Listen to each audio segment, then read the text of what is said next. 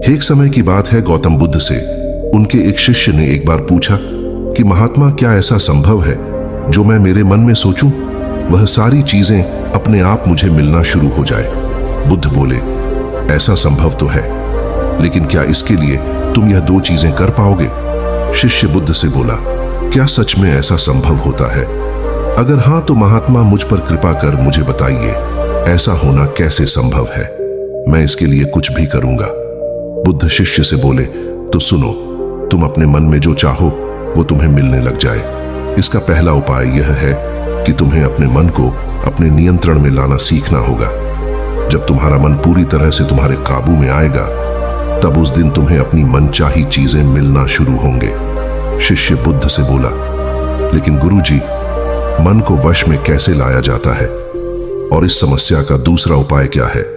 बुद्ध शिष्य से कहते हैं, मन को वश में लाने का सबसे पहला और महत्वपूर्ण उपाय अपनी इंद्रियों को संयमित करना होता है। तुम्हारे पांचों इंद्रियां जब तुम्हारे वश में होंगी, तभी तुम अपने मन को वश में करने में कामयाब हो पाओगे। शिष्य कहता है, हे गुरुदेव, आप कहते हो कि इंद्रियों को काबू में करने से हमारा मन हमारे काबू में आएगा और फिर जो मैं मेरे मन में सोचूं वह चीज मुझे मिलने लगेगी।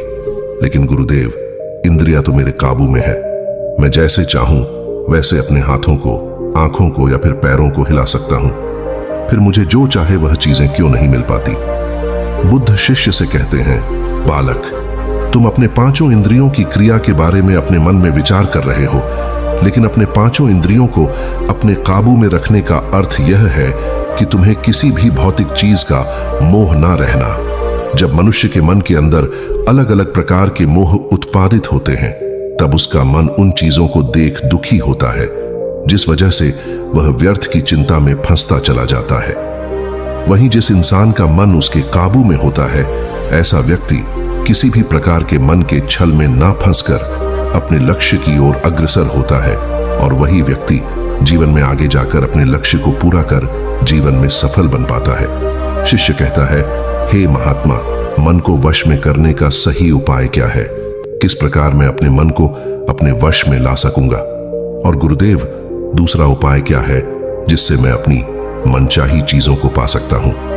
बुद्ध शिष्य से कहते हैं, तुम्हें अगर अपने मन को वश में करने का उपाय पता करना है तो तुम सामने दिख रहे पेड़ के नीचे 1 महीनों के लिए मौन रहकर ध्यान करना सीखो। जैसे ही तुम्हारे इन 30 दिनों का सफर पूरा होगा, वैसे ही तुम्हें अपने मन को काबू में करने का उपाय मिल जाएगा। जिस दिन तुम्हें अपने मन को काबू में करने का उपाय पूरी तरह से हो गया, उसी दिन से तुम अपने मन में जिस भी चीज का विचार करोगे, वही चीज तुम्हें प्राप्त होना शुरू होगी। अगर तब तुम पैसे के बारे में या फिर संसार में मौजूदा किसी भी चीज के बारे में अपने मन में विचार करते हो, तो वह विचार तुम्हें अपनी मनचाही चीज को प्राप्त करने में तुम्हारी मदद करेगा। पर इसके लिए तुम्हें अपने मन को वश में कर पाना अत्यंत जरूरी है। जब तुम अपने मन को वश में कर लोगे, तभी मैं तुम्हें दूसरे उपाय के बारे में बताऊंगा। शिष्य बुद्ध को प्रणाम कर कहता है, यह तो काफी आसान कार्य है। 1 महीना ही क्या, मैं 1 साल तक 2 घंटे उस पेड़ के नीचे बैठ सकता हूं। आप मुझे आज्ञा दें, कल से ही मैं ध्यान में बैठने के लिए तैयार हूं। बुद्ध शिष्य से बोले, ठीक है, तुम पहले 30 दिन उस पेड़ के नीचे मौन रहकर ध्यान करके दिखा दो, फिर हम आगे बात करेंगे। उस शिष्य को लगता है, गुरुदेव ने तो मुझे बहुत ही आसान कार्य सौंपा है, इसमें कौन सी बड़ी बात है? 1 महीना पेड़ के नीचे ध्यान ही तो लगाना है, इससे मैं आसानी से कर सकता हूं। शिष्य दूसरे दिन गौतम बुद्ध को प्रणाम कर उस पेड़ के नीचे मौन रूप से बैठ गया। 3-4 दिन तक ऐसे ही चलता रहा।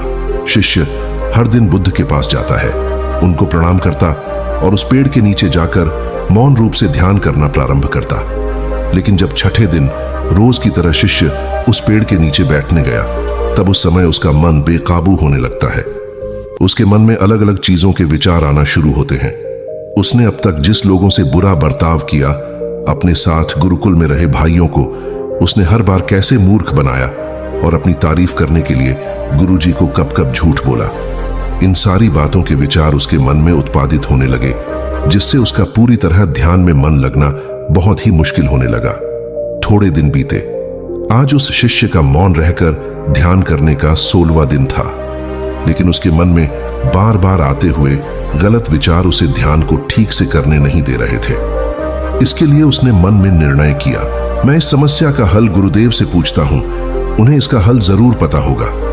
17वें दिन उसके मुंह पर आ रहे भाव देखकर बुद्ध पहले ही समझ चुके थे कि आज यह सिर्फ प्रणाम करने नहीं है, अपितु किसी समस्या का हल पूछने आया है। शिष्य बुद्ध के पास जाता है और कहता है, हे महात्मा, आपके बताए अनुसार मैं हर रोज 16 दिनों से उस पेड़ के नीचे ध्यान लगाने बैठ जाता हूं। शुरुआती दिनों में मैं जब ध्यान लगाने बैठता था, जब मेरा मन पूरी तरह लगता था, लेकिन अब उस पेड़ के नीचे जब मैं अपना ध्यान लगाने बैठ जाता हूं, तब मेरा ध्यान अच्छे से नहीं लग पाता।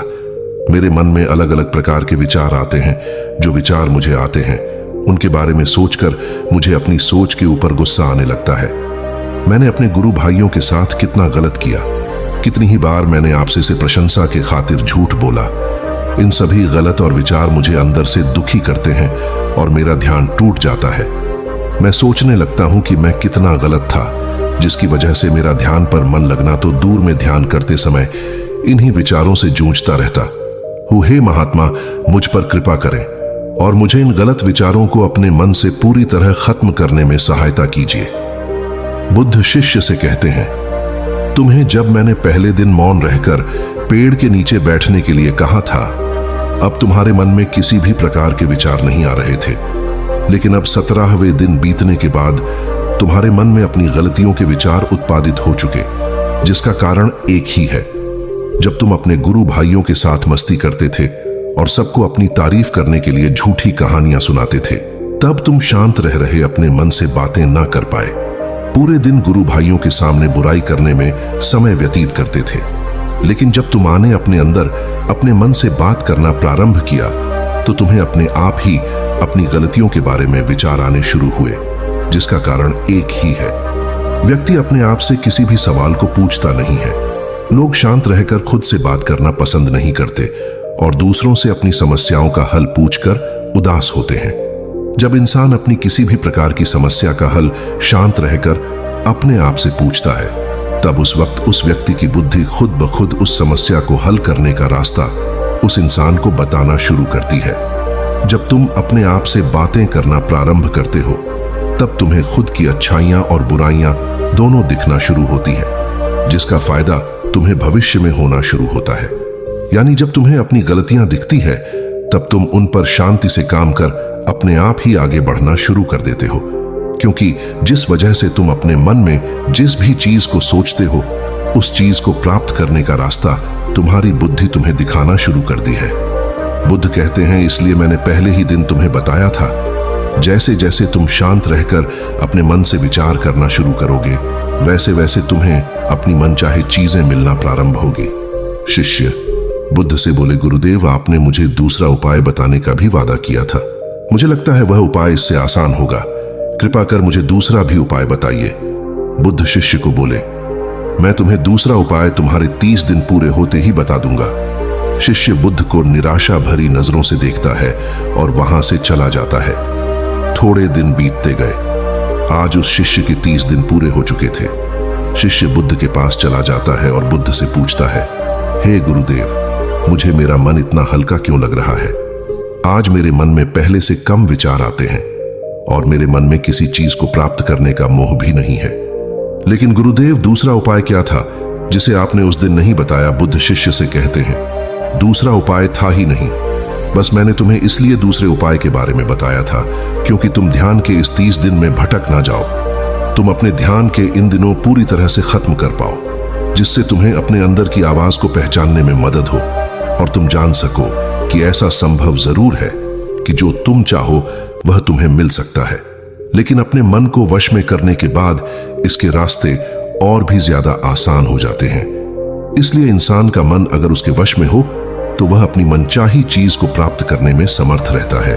वो कहते हैं, ना मन के जीते जीत और मन के हारे हार। इसलिए मन को काबू में करना सीखो, शांत रहो, हर दिन ध्यान करो, एक्सरसाइज करो, तभी तुम्हारी दिनचर्या बदलेगी।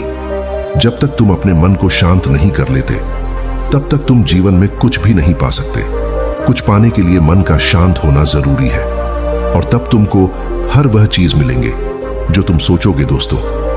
गौतम बुद्ध की इस कहानी को आप अपने परिवार या मित्रों के साथ शेयर करके उन्हें भी बुद्ध के ज्ञान से अवगत करा सकते हैं। बाकी अगर यह कहानी आपको अच्छी लगी हो तो इस वीडियो को लाइक करें और ऐसी और कहानी सुनने के लिए सब्सक्राइब करें। मिलते हैं अगली वीडियो में, तब तक के लिए अपना ख्याल रखिए।